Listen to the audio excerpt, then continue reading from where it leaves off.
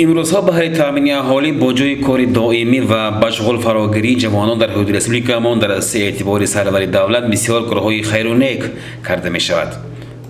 یکی از راه و اصول مقبول تامین جوانان با کار این استفاده کردن از زمین‌های بیکار خوابیده و توسط تشکیل باغ و گرمخانه‌ها در این گونه حدودهای ناحیه جوانان را هرچی بیشتر به مهنت و کار جلب کردن واسطه مهم به حساب می‌رود. در حدود سکتور یکم مخصوصاً در جماع شهروندان محله قلچه در این سمت کاری بسیار مفید به عمل برآورده شد. طبق تشبث و کمک حاکم ناحیه سید بهرام سید موسیف به اهالی محله مذکور 400 دانه نهال درختان میوه‌دار از قبیل زردآلو، سیب، آلو، بیهی و شفتالو رسانیده داده شد که بهره ثمرناک استفاده کردن از این اهدا در محله با اشتراک نورانیان و فعالان تدبیر برگزار گردید و طبق معلومات رئیس محله فیاض‌الدین تاج‌الدینov در جای بیکار خوابیده جمع شهروندان باغ نو تشکیل کرده شد. Ana dine با تشبث حاکم ناحیه ما رهبر سکتور ما به حدود قلچه 400 بیغ نهال آورده دادم. من حاضر اقصاقالا که برده شناندم. ما البته این وعده هایی که ما حاکم با داده ایم اجرا میکنم. همونجا باغ نو بنیاد که بین یاشوان همون یاشلر دفترنده بودگی همون کم تامین آیله ها داده هوا کار کته تامین میکنم افته وعده میتیم. چون میبینید اهل محله با منتداری به حد اهدای حاکم ناحیه را قبول کرده گرفتند و در حدود خواجگی فرمیری فیض‌الله در حدودی که به آب و درختان از ثمر باز ماندن نهالکانی اهدا شده شناخته شدند و همین طریق به بنیاد باغ نو زمینه گذاشته شد. خداوند کرم من همین نهاله میشنونده ما آینده و فرزند ما یک میوه های نقصیت پروردگار خلق ما برای رونق خلق ما برای دولت ما یک تینجش برای زندگانش یک منبع شده نشه و خدای تعالی میپرسم. انا من تشبث کردم من همینجا ما گرفته بوده و همینجا آوردن همینجا مهنت کردم و هزار رحمت. این وقت من حاکم رایون ما هزار رحمت همین جاهای من بیکار خوابیده نظر بگرفتن همین داشتن همین خیلی جا کرده یا شما کار کرده تمام میکنم گفته من تشبث کرده رحمت روز کمی نبینم پروردگار من ما یکم نهال خدا خواهد من اینجا شناسیم نهال بخت این انشاءالله خدا خواهد شاق ما بخت نبیارد خلق ما بخت نبیارد خدا خواهد انشاءالله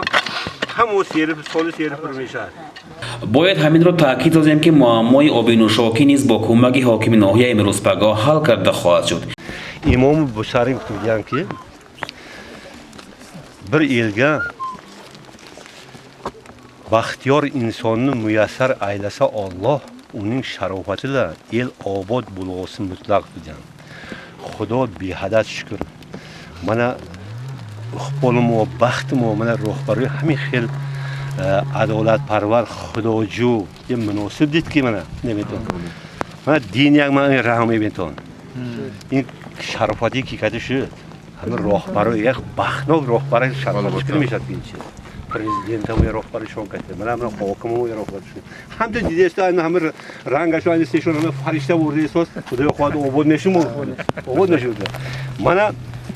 رحم آباد شد من خدا شکر علی همه قدر کوچت‌های نهال‌های نازم و توفه کردن من همچنین باغ خدا خواهد یاشو میشده است همون دم میگرفته جام میشده است یک تا پرنده اومده ششته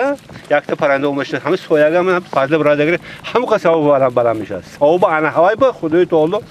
چند قدر اجر ثواب میتید حالا یک تا این میوهش خوردن ولا میسته همون قدر ما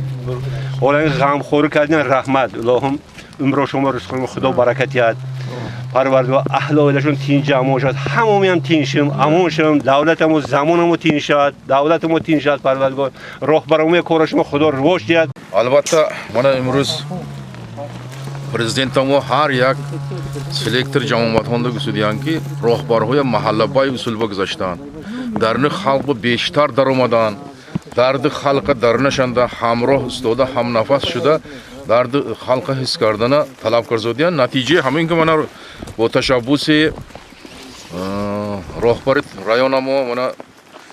امروز برای یوشا با امیدهای نیک کتی من یک داشت با آورده اینجا یک جوهی بتون لای پرتاوی هم یک بزرگ گوسفندو چازه میگشته این جوها بود من آورده تکس کردیان من او برسونده مسودیان من قرباهای خونده این نبودگی چیز بنیاد کردن این چیز این نهایت من گفته داملا که کار هم ثواب هم کار خیر من بیپل این کوچوت های آورده از صبح خودشون من 400 به کوچوت من محله قلچه من برای یوشو توخوا کرده با امید اومده من رو شناسادیان الهی میوهش تیات ثوابش همون راهبرو ما میرسد البته داملا گفته گوینا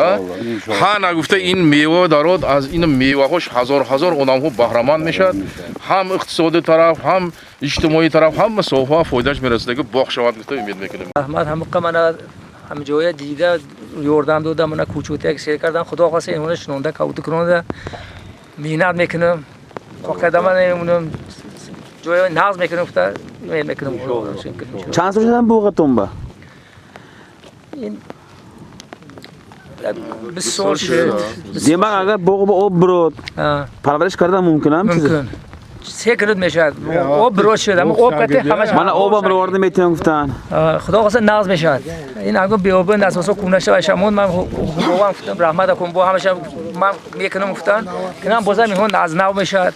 تاگش هم بخور فایده نمیش کرد البته کارگر بسیار میشد رحمت کن با من خبرکشون طبق معلومات کاتب سکتر یکم میرزا امین عباسов در این حدود تامینات آب نوشاکی حل میگردد با اینجا زیاده از 1 کیلومتر قبور نو آورده شده هم به اجراکاران و هم به فرمیران آبی حیات رسانیده داده می شود در یکی از واخوری ها حاکم ناحیه تاکیداً گفت که ما باید بهانه نه بلکه راه خلاصی از مشکلات را جوییم عمر خودمان و عمر زمین را بیهوده نگذرانیم